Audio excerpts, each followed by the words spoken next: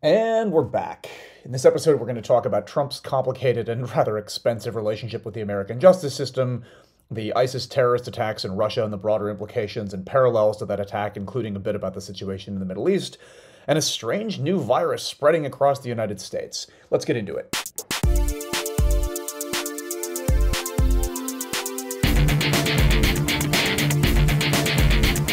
Hey everybody, welcome to OK Talks. I'm your host, Oliver Kendall. I'm a lifelong political nerd with an academic background in international relations focused in security policy and real-world experience working in the US domestic political space and living in a number of other countries than my own, all of which combined, I think, positions me fairly well both to interpret for my international audience what's going on in the politics of my own country, and to shed light for some of the folks back home on some events of note going on in the rest of the world. So, elephant in the room, I've been off the air for a little while.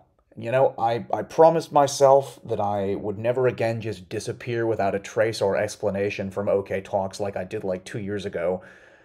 But then the last couple of months, a strange combination of travel, personal loss, getting the shit kicked out of me by a couple of guys trying to steal my phone, unsuccessfully for the record, and then, grad school applications has basically gobbled up all of my time, and I just didn't find my way back into making another episode.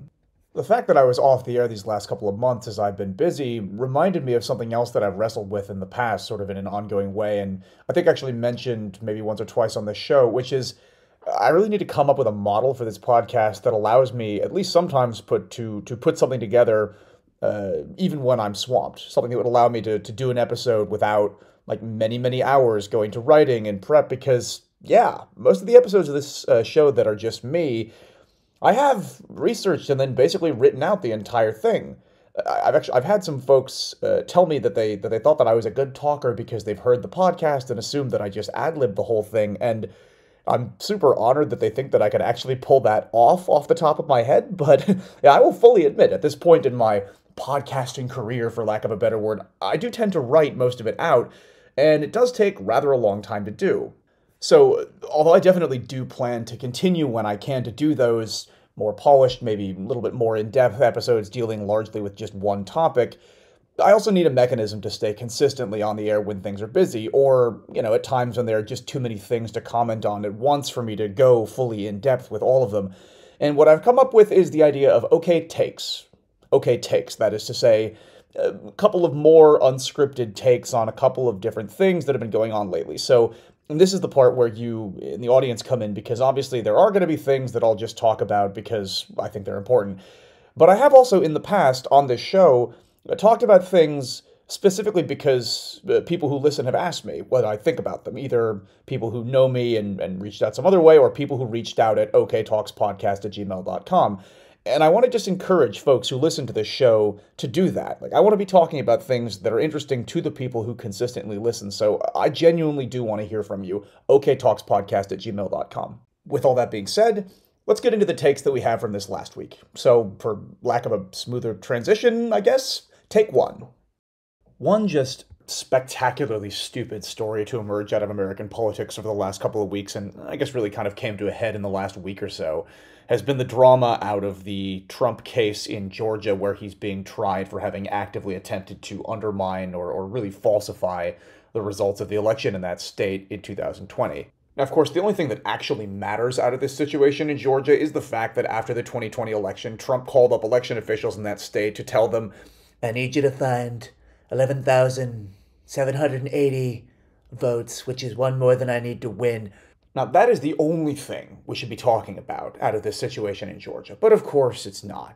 Because did you hear? That lady prosecutor running the case had sex! Yes, in an era in which for several years now the Republican Party has overwhelmingly kowtowed to a serial adulterer who once paid off a porn star to not tell anybody about the time that he cheated on his third wife with her just after the third wife had given birth, we still can somehow be distracted by a sex scandal involving somebody else more easily than a cat is by a laser pointer. I'm not going to go into the details of the quote-unquote scandal around this situation because, again, the only story that actually matters out of this case in Georgia is the fact that Donald Trump actively attempted to falsify election results there after the 2020 election. But the very, very short version is that Fani Willis, the prosecutor, at one point was in a relationship with somebody that she hired as part of the case that they're bringing against Donald Trump. Okay, two consenting adults got into a relationship. Now there's this whole question of, did it start before or after he was hired? And I'm sorry, but who cares? I mean, in theory, the argument that the Trump people are making in this case is maybe she hired somebody that isn't qualified because she slept with him. In which case, wouldn't that be good for them? So then, yeah, obviously the argument being made by Trump's team is in bad faith. What kills me is the number of people who ostensibly do want to see this trial happen sooner rather than later, who seem to feel the need to posture and virtue signal with she displayed very poor judgment by whatever, even if she didn't do anything technically wrong. Why? Why do people who want to see Trump get tried here need to, by doing this, basically help the Trump team out in their effort to slut-shame this woman out of doing her job? What purpose does that serve? I mean, did she sleep with the judge? Did she sleep with members of the jury? Did she sleep with anyone who in any way has the power, hypothetically in exchange for having slept with her, to, affect the outcome of this case in a way that would favor her side of the case? No. So this is a fucking sideshow. And from a political standpoint, could somebody make the argument that, well, it wasn't very smart of her to do this because, certainly the Trump people would use it against her? Yeah, okay, sure. But why do people who want to see this trial get underway feel the need to go out in public and point that out? Especially when the argument that they're making ostensibly is that, well, she shouldn't have done this because the Trump people will misrepresent it in order to undercut the case. Yes! So then, don't help the Trump people do that by giving oxygen to this, again, fucking sideshow. It makes no sense at all. Of course, we all thought that this sideshow had ended sometime like this last week, when the judge ruled that Fani Willis can stay on the case, but she has to fire her ex, which feels kind of stupid to me, but whatever, fine, let's just move on. But no, now they're going to allow the Trump legal team to appeal even that ruling, because why not afford them one more opportunity to delay justice? Which leads me to take two. Another story this week related to the rather expensive relationship Donald Trump is in right now with the American justice system. Trump, coming up this Monday, is going to have to pay a couple $100 billion as part of the conviction around the massive fraud that he perpetrated as part of his business dealings in New York. And that's, of course, after he's already had to pay $90 million, I think it is, in the civil case that was brought against him for having sexually assaulted E. Jean Carroll, and then, repeatedly lied about it and defamed her. It'll shock no one that I think it's great and am super entertained by the fact that Donald Trump is finally being forced to pay for something. I was listening to Morning Joe today, and I should say, for the record, I love Morning Joe. It's great to have a show like that on MSNBC with a variety of mainstream viewpoints to provide a bit of balance to the network's more, let's say, predictable primetime lineup. But, okay, so they were talking about this situation Trump is in. His supposed billionaire can't find a couple $100 million to pay what he owes for having broken the law a whole bunch in New York. And there was a debate on the panel. A couple of them were a little uncomfortable with this situation where Trump, was ordered to pay all this money in a relatively short window of time. He was sentenced to this not that long ago. Their argument was basically, it's kind of complicated because most billionaires don't have their money just sitting in a checking account. I mean, it's in complex investments in real estate and stuff. And, okay. But tough shit. I mean, if this guy's supposedly so filthy rich, hire somebody to handle liquidating some of those assets and fucking pay up. And if that doesn't sound pleasant, well, maybe he should have thought of that before he built an entire business empire on the back of fraud on an epic scale. Another point that was brought up in that panel discussion by Richard Haass, who's the former head of the Council on Foreign Relations, is the idea that these state-level cases against Trump seem like small potatoes compared to the big federal ones about his efforts to violently overthrow an election that he lost by 7 million votes, or his having basically smuggled a truckload of boxes of highly classified documents out of the White House and into the bathroom of his country club. And, I get it. I would also like for those cases to be the primary ones that we're talking about, because apparently Merrick Garland's Department of Justice just can't seem to make this happen any faster. I'll circle back to that in a minute. Meanwhile, these state cases, at least in New York, are moving more quickly. This whole set of stories, it makes me think of that old maxim, justice delayed is justice denied. And yeah, on multiple different levels, that holds true here. First of all, there's the politics of Haas's argument. Like, going after Trump for all these crimes he committed in New York helps fuel Trump's bullshit narrative that the whole justice apparatus is rigged against him. The irony, of course, is that the specific opposite is true. Like, take the documents case, for example. And various other people in America, including high-level officials like Bill Clinton's national security advisor, Sandy Berger, got into trouble fairly quickly for taking a lot less than Trump did. Like in Berger's case, and I should say for the record, I'm hardly an expert on the details of this case. But, my understanding, though, is that he basically Xeroxed a couple of classified documents, took them home to read, and then burned them when he was done. Whereas Trump took approximately one assload of classified documents in multiple boxes out of the house, which, you're really not supposed to do. And then once the relevant authorities realized that he had, they didn't toss a flashbang through the window and kick down the door. No, they asked him nicely a bunch of times to send the documents back. And then when he lied about it and refused to do it, they finally went into Mar-a-Lago and took him. And I believe also his club in New Jersey where he'd squirreled away some other ones. It's been quite a long time and he still hasn't faced any consequences there. Not to mention the judge in the Florida case is basically the general secretary of the Palm Beach County chapter of the Donald Trump fan club. All of which is to say, no, the American justice apparatus is not rigged, totally rigged, very unfair. No politician's ever been treated as badly as me. No. The opposite is true. It's gone to extraordinary lengths over and over again to accommodate him.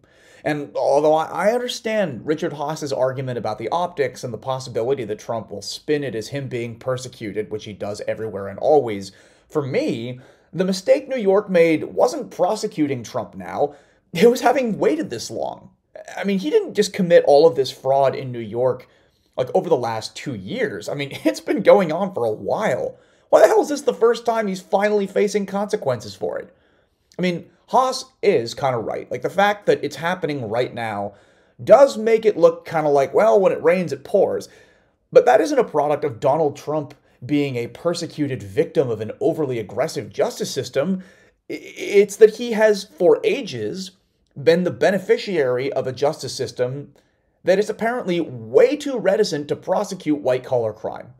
For example, I'm sure as hell not going to be the first person to say right now that I remain confused as to how, as far as I know, 0 people ever went to prison after the financial crash of 2008. Just saying. And sure, I also agree that I would prefer that the bulk of the focus around Trump's legal issues be centered around the federal cases that are brought against his efforts to overthrow the election and the classified documents thing. But unfortunately, Merrick Garland's Justice Department apparently just could not get its shit together in time. So with that being the case, why should states not be enforcing the law within their own jurisdiction? As long as it's not totally frivolous, just because the federal government can't seem to do it in a timely manner and hold the guy accountable.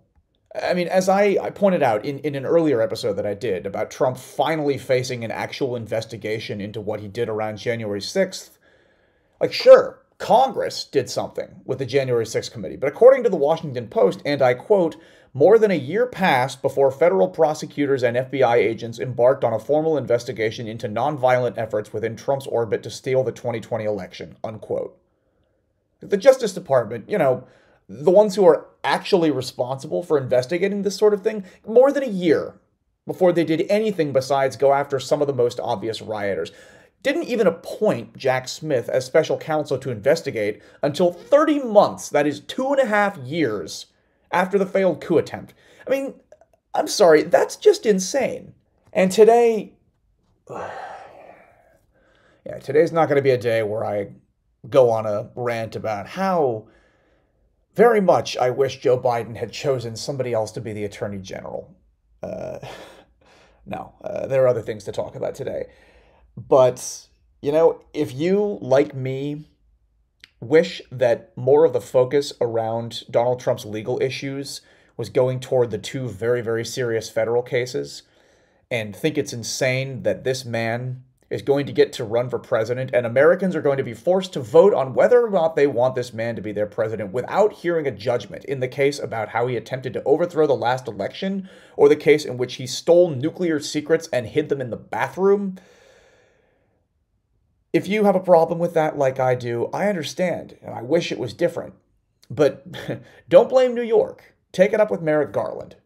Speaking of takes, God, what have I become? Take 3. Outside the US, a huge deal story from this last week that I think is not getting as much attention as it should. As if the Hamas attacks of October 7th in Israel were not enough of a reminder that although it's sort of faded from the headlines over the last couple of years, Islamic extremism, jihadism, is still a threat that's faced by civilians all over the world. This week, there was an attack by what we now know to have been ISIS on a Russian concert hall. At least 100 people, I think 133 people at this point are dead, many more are injured. And there are many tragic things about this attack, not least obviously the number of civilian victims here. One of the tragedies of this is that it turns out the American intelligence community saw this coming and warned the Russian government that it was going to happen, and they told us to pound sand. Like, literally, within the last couple of weeks, the U.S. Embassy in Moscow warned Americans that are still in Russia to, like, avoid crowded places because they anticipated there was an attack going to happen. Specifically, they told them, like, stay out of concert halls. And Putin, like, publicly called that, like, a provocation and an attempt to destabilize Russia, which means in reality that, like, more than 100 Russian civilians are dead because this sad little Cold War reenactor was too proud to take any help from the Americans. And that's on top, of course, of more than 100,000 Russians who have died over the last couple of years to fuel this terrible human being's pathetic neo-imperialist dreams, many of whom realistically were just Russian civilians who were conscripted, handed a shitty, rusty old AK-74, and told to go off and die in Ukraine. Given the fact that the Putin regime is like an active, full-time enemy of the current American government, there's an interesting parallel here that was pointed out by Max Boot in the Washington Post between this situation and another a couple of months ago where another enemy government was warned by the Americans to expect a terrorist attack by ISIS and then chose to not heed those warnings, as took place in Iran a few months ago when many, many Iranian civilians were murdered by ISIS because the Iranian government chose to not listen to the Americans who warned them that this was coming. Another tragic irony of this situation is that Russia lately, or I guess I should say the Putin regime over the last number of years, has pretty frequently taken advantage of and really benefited from jihadist violence. First in Syria in the 2010s when President Obama's profound mishandling of that situation, and I know my audience is almost certainly full of big fans of President Obama, and I am one of them, and he did a lot of things right, but one of them was not the way the Syrian civil war was handled, for two principal reasons. One is that, against the advice of basically every single serious foreign policy voice in the American foreign policy establishment, he did not implement a no-fly zone over Syria, which would have prevented the Assad regime from murdering so many of its own civilians with airstrikes. And second, he basically ignored the threat from ISIS, which he wrote off as the JV team. Now, the hesitancy to put a no-fly zone over Syria, and then the basically ignoring the threat from ISIS for a while and only taking it seriously once they crossed into Iraq, and then only dealing with ISIS when they were in Iraq, opened the door for the Russians to really seriously get involved in Syria, which gave them a toehold in the Middle East and allowed them to help their allies in the Assad regime to basically just indiscriminately bomb civilians across northern Syria. This was helpful to Russia. One, because they want to be involved in the Middle East, but two, because by doing what they did to the civilians in Syria, they helped the Assad regime spark this massive refugee crisis, which they saw, rightly I think in this case, as being something that would cause instability in the liberal democratic West. And unfortunately, I think Russia's analysis of that was probably correct, because it's pretty hard for me to imagine Brexit having ever actually happened, or Donald Trump having been elected president in the United States in 2016, without a couple of years of hysteria over the prospect of millions upon millions of refugees pouring into the West from the Middle East. So from Russia's perspective, great, because obviously they don't care about civilians really anywhere, certainly not in Syria when their own ally, Bashar al-Assad, was killing them himself. And two, Brexit and Trump happening was a huge boon for Russian geopolitical goals.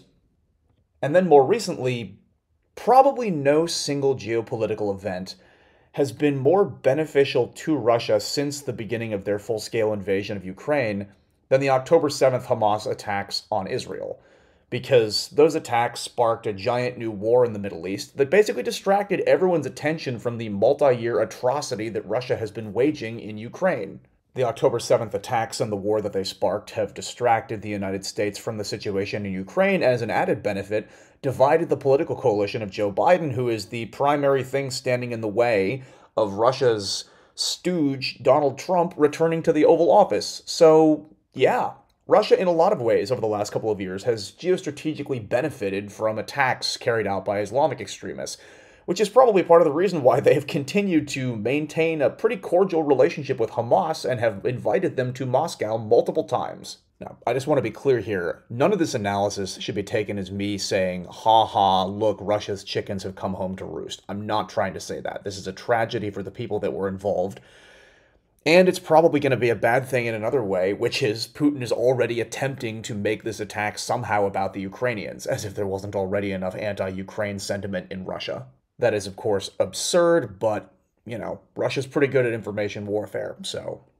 I mentioned the Hamas of it all, and I gotta say, this terrorist attack in Russia does rather remind me of another one that took place not too long ago in a country run by an increasingly authoritarian right-wing leader, one who's managed to cling to power way longer than he should have by repeatedly selling himself as the only person who could possibly protect his country from all of its massive security threats. Hell, they both even have the same terrible comb-over. And look, Benjamin Netanyahu is terrible. I've called him on this show the single worst person in elected politics anywhere. I don't think he is as bad as Vladimir Putin, for the record. Putin has just reached a different level of evil than virtually any world leader that is alive today. That being said, Benjamin Netanyahu, pretty terrible, and there really are a decent number of parallels between this attack in Russia and this one. For example, October 7th took place under Benjamin Netanyahu's watch, and I really can't help but assume that part of the reason that happened is because rather than being busy keeping an eye on Hamas, a lot of the Israeli security apparatus was distracted by, at the behest of Benjamin Netanyahu, dicking around in ridiculous and, illegal expansionist projects in the West Bank. Which does kind of remind me of the fact that the Russian security establishment right now probably is fairly distracted by their illegal and vicious war in Ukraine. Also, in the same way that Putin courted Hamas for his own geopolitical interests, Benjamin Netanyahu has actively backed Hamas at the expense of the Palestinian Authority because he assumed that the rise of Hamas would provide a pretext for him to avoid any peace negotiations with the Palestinians. Just, interesting parallels, I think, between the similar security failings of authoritarian right-wing nationalists who distract the resources of their governments and their security apparatuses to fuel their pet projects aimed at often illegal territorial expansion. Just interesting set of similarities there. I'm really tempted here to talk about a number of other things coming out of the situation in the Middle East right now. I'm tempted to talk about Senator Schumer's recent speech on the Senate floor where he called for elections in Israel and the wildly hypocritical and just straight up silly response from Benjamin Netanyahu to that call by Senator Schumer. I want to talk about how stupid and terrible it is that Speaker of the House Mike Johnson has invited Netanyahu to come and speak before Congress. I want to talk about the worsening humanitarian situation and the moves by the Biden administration to try to improve them. I want to talk about the fact that this week, the Russians and the Chinese vetoed a ceasefire resolution in the UN Security Council because I guess that resolution wasn't nice enough to Hamas. I want to talk about various other things out of the situation. But I also know that if I seriously open the can of worms on the Israel-Palestine thing here, it'll triple the length of this episode, and I have other things to do, and I'm sure you do too. But there is one thing that just broke out of the situation in the Middle East that I'm so angry about because it displays such unbelievable bad faith and ingratitude on the part of Benjamin Netanyahu's government that I just can't resist saying at least something about it here. This last week, really it was a couple days ago, I say this last week on the basis of whenever this episode gets released, Secretary of State Antony Blinken was in the Middle East again, going back and forth between various Arab countries and Israel in his continued attempts to try to broker a longer-term peace deal there and bring about some sort of end in the long term to this conflict. He's been doing unbelievably good work on that situation, for the record. One of the best secretaries of states America has ever had. And when he arrived in Israel, I believe, finance minister Bezalel Smotrich, who was cited by Chuck Schumer in his speech as really one of the worst human beings ever to be involved in the Israeli government. He is a steaming pile of trash. He announced the largest settlement expansion, effectively land grab, in the West Bank since 1993, to coincide with Antony Blinken's visit to Israel. And the insult of that, I mean, besides, of course, the outrage, of the fact that Netanyahu's government is doing this, and the impediment that represents in the long term to any sort of peace in the region, besides all of that, just on a political level, the insult, the disloyalty of that act is almost unbelievable. I mean, the Biden administration has taken endless shit domestically from a big chunk of the president's own coalition, and a whole lot from other countries that are either allies or adversaries of the United States who are, let's just say, concerned with the extent to which the Biden administration has continued to stand by Israel, which I, from a geopolitical standpoint, would argue is the right thing to do, and from a moral standpoint as well, since a lot of the international community is often very unfair toward Israel. I very much support the Biden administration's response to the situation, but while I support that, I also recognize the price they paid for it. And for a member of Netanyahu's coalition to do something like this as a calculated insult to the Biden administration and its Secretary of State, which has worked tirelessly to protect Israel's security and to push for a long-term end to this situation, which, whether or not the right-wing coalition in charge of Israel right now realizes it, is very much in their best interests. You can tell I'm barely coherent with how angry I am by this move. This was such an unbelievable insult by Netanyahu's government to the Biden administration. It cannot go unanswered. I mean, a lot of people have made the argument since Chuck Schumer gave this speech, America shouldn't be interfering in the democracy of other countries. Okay, but one, Netanyahu has personally done that in the United States on multiple occasions. And two, okay, that's fine. But if we're going to go this far out on a limb for you, you cannot treat us like this. That is just completely unacceptable. So I don't know what the appropriate response is. I'll leave that to the State Department. But I sure as hell hope they don't take this insult sitting down. Because am I suggesting that the United States throw Israel under the bus? Absolutely not. But the current Israeli government cannot treat the current American government like this. It's just completely unacceptable. I think I will leave my rant on that there. But just really, really unbelievably ungrateful, shitty, backhanded thing for the Netanyahu regime to have done. All right, now I've done some deep breathing exercises and brought my blood pressure down a little bit. Let's see what happens to it as a result of Take 4. One piece of news from this last week is that the CDC had to issue an alert about surging cases of a new virus in the United States, an extremely contagious virus that can hang in the air up to 2 hours after a person with the virus has left the room. A virus that, as I say, extremely contagious and particularly threatening to children who it targets specifically. Wait, no, I'm being told that it actually is measles, a virus that we have an incredibly effective vaccine for, and one which we thought we had eradicated in the United States more than half a century ago. Okay, so why is this happening then, you might ask? Well, I'll tell you why it's happening, in case anybody listening to this doesn't already know where I'm going with this. Over the last period of time, a weird coalition of crunchy granola types and Trump supporters bought into the same dumbass conspiracy theory about vaccines that they found on the internet, chose not to get their kids vaccinated, and now we've fallen beneath the herd immunity threshold. And here's the thing about the measles. 1 in 5 kids who get it end up needing to be hospitalized. Those are bad numbers. I mean, those are really bad. Those are numbers that are way worse, for the record, than the worst numbers around the coronavirus, which we, in my opinion, rightly freaked out about at the time. Now, I don't have kids, so let's just stipulate that I, Oliver, have no personal experience with parenting. But For a parent looking at this equation where on the one hand you have a disease that has a 1 in 5 chance of landing your kid in the hospital if they get it. And then on the other hand, we have something that pretty effectively prevents that disease, a vaccine that has existed and been really almost universally used since the early 60s. So we got a pretty good idea that it works at this point. And to look at that vaccine and say, nah, well, that seems like a pretty weird parenting decision to me. But of course, we all know that it's more than just a strange parenting decision to have made on behalf of one's kid.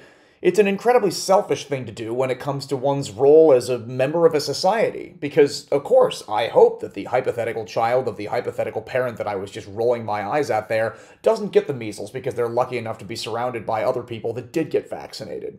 But if they do, of course, I hope that they aren't one of the 1 in 5 kids who get it who would end up in the hospital.